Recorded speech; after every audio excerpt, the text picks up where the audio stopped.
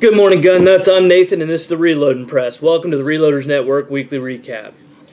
Guys, apologize for the 2 weeks off. Plenty of excuses. Absolutely no reason, of course. But let's just go ahead and just jump right into this week's. If I don't get to your videos, I do apologize. I'm a couple weeks behind. I'm really trying to kind of get through and watch everybody's videos because there's a ton of great content out there, guys. So, Dirt Road shot some Lee 124 grain round nose 9mm bullets to a Kel-Tec Sub 2000. He's combating some accuracy issues. I'm not quite sure why. I don't know. I don't know the barreling in the Kel-Tec Sub 2000s. I think some of you guys have that rifle out there. So if you want to go ahead and give Dirt Road a shout out and tell him what you found, that'll help kind of spread the knowledge. Measuring grains. My buddy from up north, he gives us a very detailed video on some rainwater catchment and collection stuff that he's doing in his cabin. I know this isn't necessarily reloading oriented, but you know, I really love measuring grains videos. I really like the subject matter. I'm kind of very interested in the off-the-grid stuff, and it all comes down to hunting, so it's all sporting anyway. But anyway, go ahead and take a look at that video, especially if you're interested in how to plumb some of that. Have you ever wondered if you could completely reload? Whole process, right? Without any electricity. Well, welcome to the taco apocalypse. Full Lead Taco does a video where he does just that. He uses a stove. He goes through the whole process trying to use his least amount of electricity, or he uses no electricity stuff, but he uses the least amount of modern convenience that he could use to load ammo and then go shooting with. So you guys that are preppers and stuff like that, take a look at that. Maybe you get an idea of what stove will be best for you for casting. Coates Brothers Firearms does a full loading video of some lead plain-based 30-06 plinking rounds.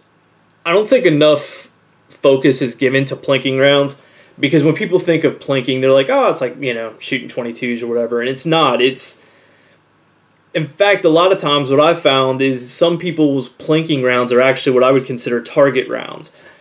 You can find some really good accuracy, especially if you're talking 100 to 300 yards at lower velocities and lower pressures, which lead to less issues, especially if you're lead bullet shooting, you know, with leading, you know, bullet malformation, things like that, gas cutting. So take a look at that video if you're interested in possibly doing some 30-06 short target shooting. I think that he gives you kind of a good overview, and I think there's more to come on that. So DUBYA does a quick video on the Lee case collator being used off the press, but he takes the whole concept. It's kind of like he's using it to feed himself. It's kind of an interesting thing. But anyway, I really like the idea of the plate block off that he uses. He mounts a plate in the center of the collator so that when you dump your brass in, you don't dump it right into the tubes and get it upside down. So if you're using something like that, which I'm going to be using here shortly, as soon as I get Measuring Grains 3D printed case feeder up, yeah, that's a really good idea, because otherwise you're going to, if you have cases that are upside down, then you're handling the cases, and that's kind of the point, to get away from doing that. OP25 TTFD shot his first reloads with great success. So go give him you know, some scribbles and say hey, and high fives for shooting some reloads. William C. Chapin does a really good kind of a short video on shooting a Model 94 Winchester 30-30. In his usual fashion, I was quite entertained. It's just great stuff, man. So give him a watch. I always appreciate what he does. I swear he must be like a silent film fan, because the way in which he shoots and the way he does everything is kind of expressive enough to where it doesn't need a whole bunch of voiceover, which I have to have because I'm extraordinarily boring. JRB, Johnny's Reloading Bench, continues his barrel harmonics testing, okay, with part 3. And what he does is he isolates, or he tries to isolate the gas dispersion issues from just the weight, right? So he gets these things called lumps, which are basically just a milled block that is screwed onto the end of the barrel, and it should kind of isolate just the weight side of it.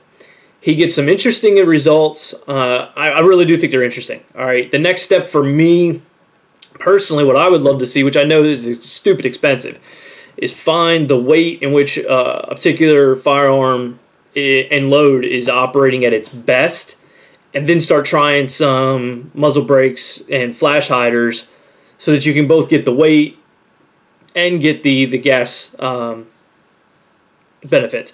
I think that would be amazing. You could really probably fine-tune a rifle really well like that, and I never expected any of this to have this much of a change. Some of his guns, like his Grendel, went from, I think it was like 2+ inches down to like sub MOA. I mean, that's a gigantic difference.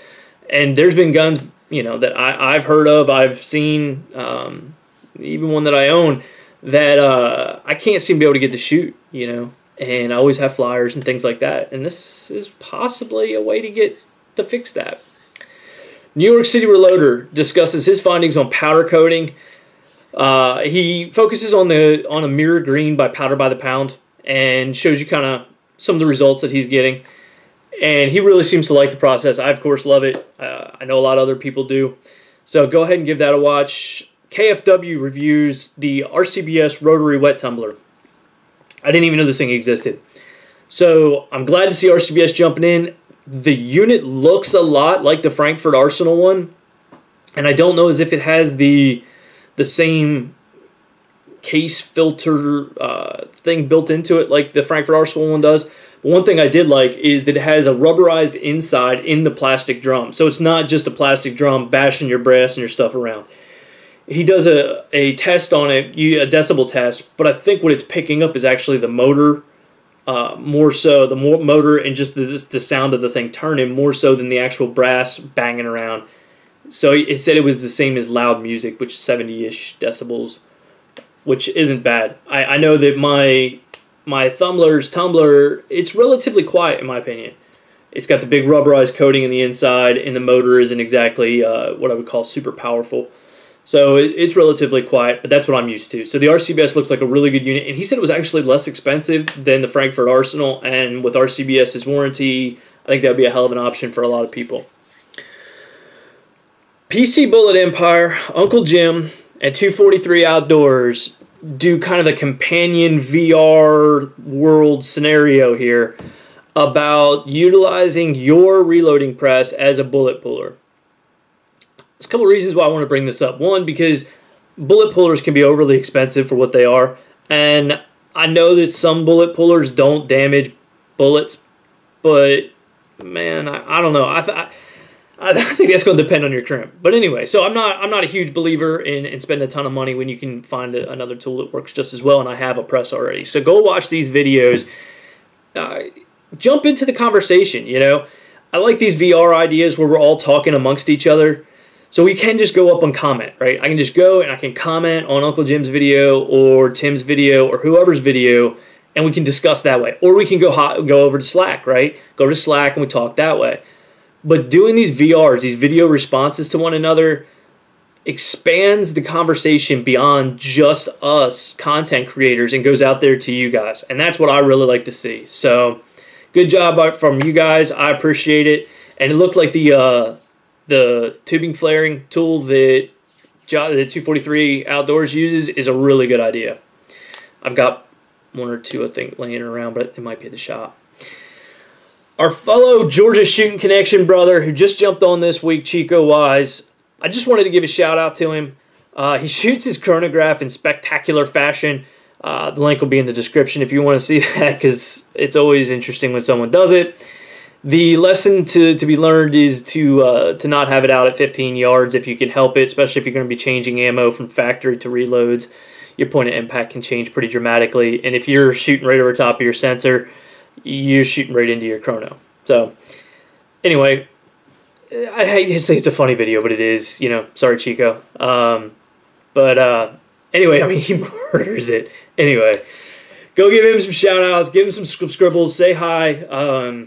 He'll appreciate it. Another person I want you guys to go out and talk to is Toolness One. He just had fusion surgery 2 weeks ago, I guess, and he's he's got some good news for his doctor. He's moving around a little bit. He's able to do a little bit of work, but he's not full on. So go say hi to him. You know, give him a get well. Get well. And guys, that's going to do it for this week. So until next time, stay safe, have fun. I'll see you when I see you. Laters.